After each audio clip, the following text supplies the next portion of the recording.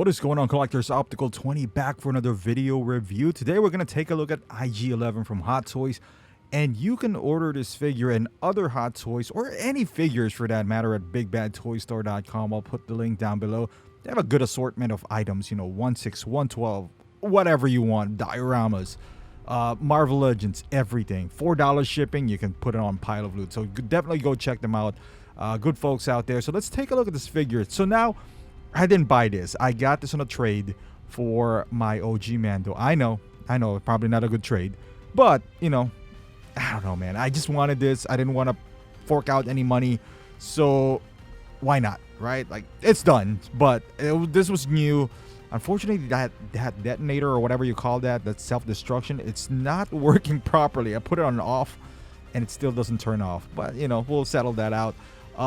This is his bandolier. Kind of flimsy, to be quite honest with you, and it just doesn't look right.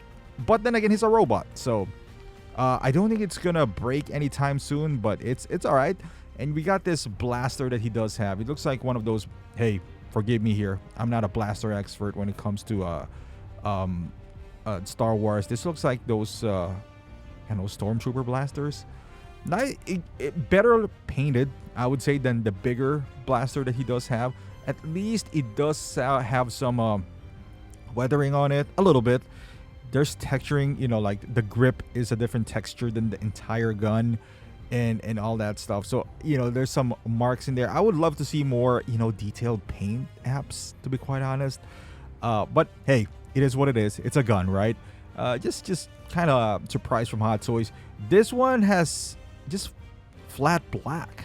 I'm surprised. No details whatsoever. I mean, there's tons of details on the gun, as you can see here, but the paint application itself, I'm just not used to just flat matte black on a gun, especially from Hot Toys. Doesn't really bother me all that much. Just surprised. And we all know about this base, the sand base that they're known for, and the footprints. And he comes with a waist grabber, which he doesn't have a waist. So you can just put it on his leg. Now, as far as the body, this is one of the most, I would say, different figure that I've gotten. The only one that I can compare him to is the Ultron Mark 1. Kind of like robotic, exposed, internals and all that stuff. You see the wires. I would say that's more intricate than this, but this is pretty impressive by himself. He's tall. That's a little bit of weight. You already know it's die-cast legs. But as you can see, the paint application itself, it is beautiful as far as this figure. You see the rust, just the metallic feel to it, even though it is plastic. However, just by the look itself, you can see some rubber gaskets, and some mechanism of a robot is present. The movements are there. Now, articulation-wise, we're going to cover it later on, but you can see it just feels like a real robot, like a real droid, so to speak. See the wires on the side. That rubber gasket is there again on the knees. I'm assuming the movements that you're gonna do with him are a bit limited as well. Now, he can stand on his own. I have no fear whatsoever. You can see that wide feet that he does have, and it has some ankle articulation as well. But you can kind of, again, it has a die-cast legs. So that's pretty cool. You can, that it's a bit sturdy. You hold them, it doesn't feel as heavy as an Iron Man diecast, because it's not. It's a taller figure, but it's not heavy. It's not massive by any stretch. However, it does look good. It does offer some details here that you won't see in a regular Iron Man, like I mentioned. Like in Ultron Mark 1, you do have those, like exposed wires, internals, and all that good stuff. So now on the back, this is the back part. You can see, I don't know, hydraulics or whatever. And you could twist basically do a 360 on the arm. So that is one of the, I would say, do not mistake this, because it's not double jointed. Like on the show, it feels like it, but in reality, it's not. So don't break the elbow. So that is your cue right there. You see that back part on the elbow, that handle, so to speak? That means that is the back part of the arm. So just make sure you don't bend it that way, forcing it and eventually breaking his elbow.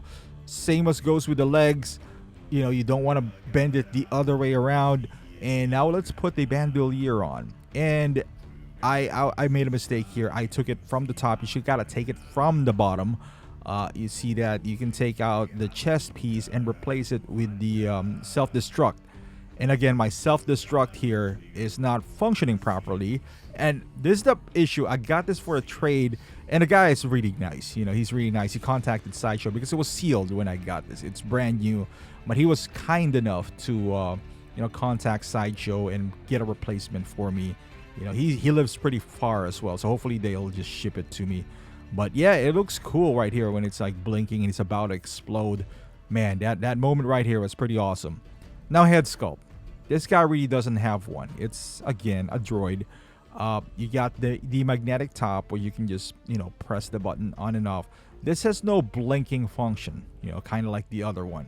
But again, a lot of details, you know, those metallic rustiness on it, those grime. It just adds to the overall realism of the figure. Again, the top part is not die cast by any sort, but it doesn't make it less, if that makes any sense. I mean, would it be nice for it? Sure, because we always like that heavy feel on them. We just feel that it's a bit more sturdy, especially those, you know, pipes or whatever you want to call them that's sticking out, because your fear is, what if it tumbles over? Are they gonna break? If they're die cast, they're less likely to break because they're metal, right? Like, but it's plastic. You can see it is pretty bright. And as far as articulation is concerned, there's not a whole lot that you're gonna do with this guy. You know, the head really rotates pretty well in three places basically. There's like the top part, the bottom part. I don't know, are they guns? Somebody mentions it to me in the comment section. I don't even know what they do it for. You know, those little, is that his nose? I don't know. But yeah, this rotates, and then the neck part kind of rotates as well. Now, make no mistake, it's kind of hard to gauge here. That back part, as I mentioned earlier, that's your cue. That is the back forearm. It bends like this, but you can see the rubber gasket. You know, you put some, you know, strain to it. Now, would it be a problem down the line? Perhaps. I don't know. But you can see there's a bicep swivel.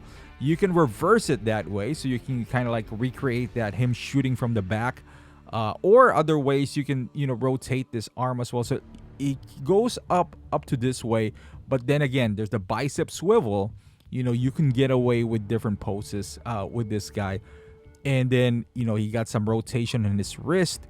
The fingers are articulated, so you gotta watch out for it. I'm guessing, you know, down the line that's gonna be like the issue for most people. So don't force it up, like what I'm doing here, because he does have a gasket portion as well, rubber on his shoulders. You can move the arm up. You can get creative. You can do a lot of poses as far as this, because it does rotate 360, and you can kind of reverse the shoulder slash forearm version. Now, as far as the legs, you could bend the knee as well up to this point. I don't see you, you know, messing up with the legs way too much. There's some ankle pivot, you know, just to level yourself up, because it has a wide foot, so it has no problem, you know, even if you don't use the stand, I would say. And this is the chest piece that's magnetic. That's pretty easy to remove. Now let's do some poses. So this is the shootout with him and Mando, you know, in the first season. I actually like just copied how he looks like here. Again, the hands and the arms are the movement that you are most likely to use here. Do I wish that there's some waist movements? Perhaps, but I just don't see how they're gonna do that, so I'm okay with this. But as you can see here, this is another one with the now I'm tempted to pick up one of these guys, one of this scout trooper, because, you know, I want to recreate that scene where he's choking one guy out. Here he is, ready to blast those two up in the air. Just awesome. I love Mandalorian. You know, that's kind of like my thing right now, especially with Star Wars. I watched every movie, but Mandalorian is the one that really lured me into it. This is him. The most iconic scene, I would say, like the Terminator scene, as I would want to call it. My heart melted when this guy melted in the lava as well. So, but yeah, I mean, awesome moment on the show. I gotta recreate it. Him walking with that detonator on his chest, you know, ready to dive in, sacrifice himself. So that's beautiful. I hope we see IG11 again down the line. You know, I hope we do. Such a compelling character, in my opinion. And here he is, with the awesome Beskar Mandalorian, who is outdated now. Still the best Mandalorian out there, though. But yeah, it's debatable, really. I actually personally prefer the Durasteel version, but for this video, because I traded him for this guy, so I don't have it anymore. So this is what we're gonna get. But you can see he's a lot taller than a regular Hot Toy figure, so that is pretty cool. And there you go, guys. IG11 from Hot Toy Star Wars Mandalorian. Would I recommend this? I mean, for $250, he's a very unique figure. You've never seen anything like this before. I would say go for it. If you're a Star Wars / Mandalorian fan, this is one of those things where it's the first time. Are we gonna see him again? Is he gonna be reissued? That's always the question that floats out there. Maybe, but he's here now. And what kind of improvements really are you expecting from another version? There's nothing. So why hold off? Get him, unless you're gonna use that money for something else. Get him. I think it's worth it. $250 again. Very unique, one of a kind, and we might not see him again. If we do, I can't imagine any more improvements that we're gonna get that would warrant you to sell this and get that. I just don't see it happening. But highly recommended at $250. You got to be a Star Wars fan. Is it a must-have? Probably not, but it's still pretty cool. So I would recommend you picking this up. Well, thank you for watching, guys. Hopefully you like this video. If you do, give it a thumbs up. It really does help the channel out. Subscribe to my channel if you haven't done so. It looks like 90% of you guys are watching and not subscribed yet. Follow me on Facebook, Instagram, and Twitch, and I will see you guys in the next video.